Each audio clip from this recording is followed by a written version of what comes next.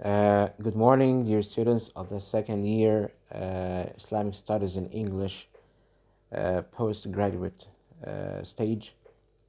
Today we are going to discuss Dorris Lessing's Sunrise on the Veld. First of all, I'll give you the plot of this short story. Sunrise on the Veld is a short story of only one character. We have only one character, no more. This short story is set in southern Rhodesia, as mentioned in the text, which is now Zimbabwe, by the way. As for the time setting of the short story is between the 1930s and 1950s. Okay? When the country, this period, the country was still under the British colonization. This short story covers just a few hours in the life of a Caucasian boy who is only 15 years old. He gets up every morning at 4:30 in the winter to go out hunting on the nearby Veld, the grasslands, what we call in Arabic al-marj al-akhdar. He is full of life and energy and feels as if he is in control of everything around him. He is in control of his life. But his excitement on the Veld is restrained, is interrupted when he encounters a wounded buck. A buck is the male of deers, or a male deers. غزال ذكر. So he encounters a wounded buck. This buck is being devoured by ants. So this buck is dead and is being devoured in front of this boy's eyes by ants. And thus, he is forced into a new, more mature understanding of life. Okay? This is just a brief summary or a plot of the short story. Let's go into a deeper analysis of this character, the only character we have in this short story, which is this character is a boy. As I have mentioned before, this short story revolves around only one character. And by the way, this boy, is unnamed. He is given no names. The writer, Dorris Lessing, doesn't give him a name. He goes out hunting in the early morning, in the winter, and he lives, to your knowledge, of course, with his parents somewhere in southern Africa, in Rhodesia, Zimbabwe. He is most likely white in skin. Why? Why do I suggest that? Because since he refers in the text to the people who may have attacked the deer, as natives and Africans. He calls the people who shot or killed the buck as natives or Africans, as mentioned in the text. And so we suggest that this boy is a white boy, a European maybe boy. He is independently minded. He thinks independently. He has his own character, his own intellectuality, okay? And gets up before his parents are awake to go hunting. It seems most likely that his father must have trained him how to use a gun and how to hunt. Why? Because he seems very familiar with this experience, with this profession. It also appears that he has been out on the Veld in this place many times before. He is a very healthy, energetic boy who is full of a sense of adventure and is confident in his own youthful powers. He feels he can control his environment, this place, with his gun and his powers as a young boy. And he feels that he can mold or control this life, this place, as he likes, the way he likes. That is because he has never known anything otherwise apart from that. And so this gives him a feeling of power, and he indulges in some activities, such as, training himself to wake up at an early hour every morning, which confirm his belief that he is very much in control of all aspects of his being and his life. It seems that this boy has never known adversity or defeat in his life. No pains felt, no agonies, no catastrophes, no problems at all. So, one might conclude that he has had a happy childhood without any sudden shocks about the unpredictable turns of life. However, his expedition on the Veld, his experience on the Veld, on this particular morning changes that feeling in him forever. He then shows himself thoughtful and adventurous, but reflective. A man now with reflection. He also shows a developing sense, a developing desire and ability to answer some of the mysteries of life, to understand some of the mysteries of life. Thus, we can say that he is emerging into adulthood. This brings us to lay out the first theme of this short story. What themes we have in this short story? The first theme of Dorris Lessing's Sunrise and the Veld is coming of age. Coming of age. Coming of age is a common theme in literary works.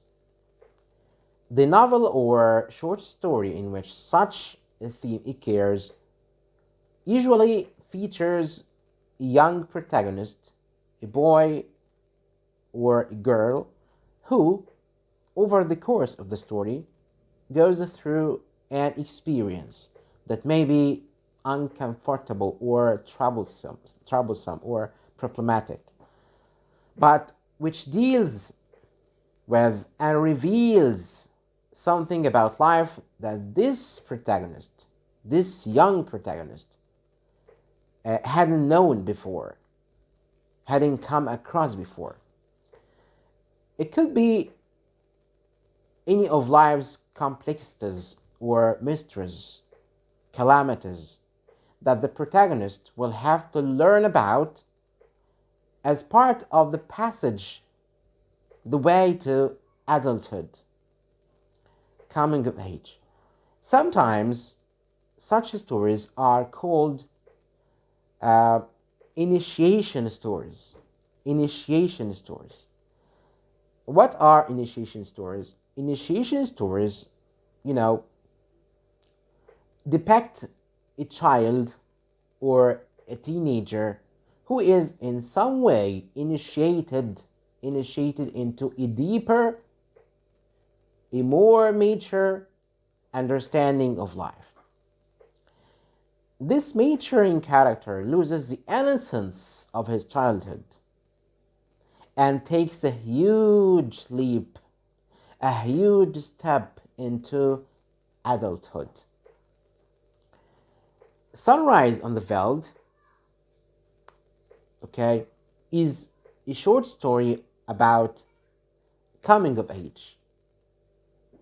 It has all the hallmarks or the features of a coming of age story. On the Veld that he knows very well, this boy, the cheerful boy, witnesses the cruel death of the buck, which is something he hadn't had the chance to observe before.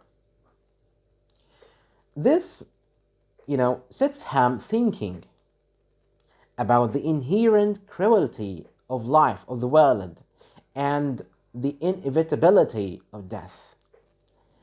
At first, he thinks he will shoot this dying buck to end his life, to end its pain forever. But then, moments later, he decides that there is no reason to interfere in the course of nature, because such things happen all the time in nature, and they are beyond his own control as a young boy or even a man. So for the first time in his life, he has an understanding that there are some things he can control. Life on this Veld is cruel. He has to understand that. Life is cruel, but that is just the way things are. It is life. He must understand that. It seems that this is the first time he has come across such a thought, such an understanding, and he finds that very interesting and at the same time very satisfying. A few moments later, however, he remembers that he himself is a hunter. He has been a hunter, and he might once in the past have shot and wounded a buck and left it to a similar fate as that one. When he went home in the past and began eating his breakfast without even giving it a thought, he might have done that in the past, but he had never thought about that. This new understanding, this realization troubles him. And for a moment, he doesn't want to think about it. He wants to evade that thought. But then, he realizes that he is going to have to think about it. He has to. He has to make a moral decision about whether he is right to shoot and hunt, whether he will be an active participant in the cruelty of life on this Veld or not. Whereas a moment before, he had thought the buck's death was really nothing to do with him. It is none of his business. Now he knows that it is not true. He has to confront the fact that he, as a rational man, now of course, a rational human being, can make ethical choices, unlike the other creatures that live and die on the Veld. He is now at, a very crucial moment in his life, in his development as an adult, as he starts to think about the values he would choose to live by. One of the other themes that we can think about in this short story, Sunrise on the Veld, is the theme of mortality.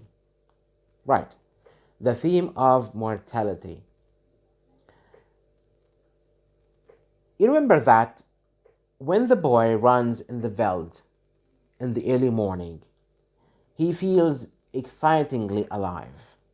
He feels as if there is nothing he can do, nothing he can control. He runs and shouts just for the fun of it. He is conscious only of life and what he can do with it. He feels he can bend the entire world according to his own will. But as he listens to his reverberating voice, echoing voice, Sada Soto, across the world, he hears another voice or another sound that is certainly not his own. He soon realizes that the sound is that of a dying animal, a dying buck. As he investigates and finds the striking buck, the wounded buck, he contemplates the scene. He looks carefully at the scene, and it has a deep effect on him. This is something he can control. And so it opens up a perspective of existence he hadn't considered before, a new dimension of life. This dimension is that everything is mortal. Everything is mortal. Everything dies. The other side of the enthusiastic life, the energetic life he feels within himself is death. The other side is death. And he too will eventually share the same fate. He is eventually will die. Thank you for your good listening, and goodbye.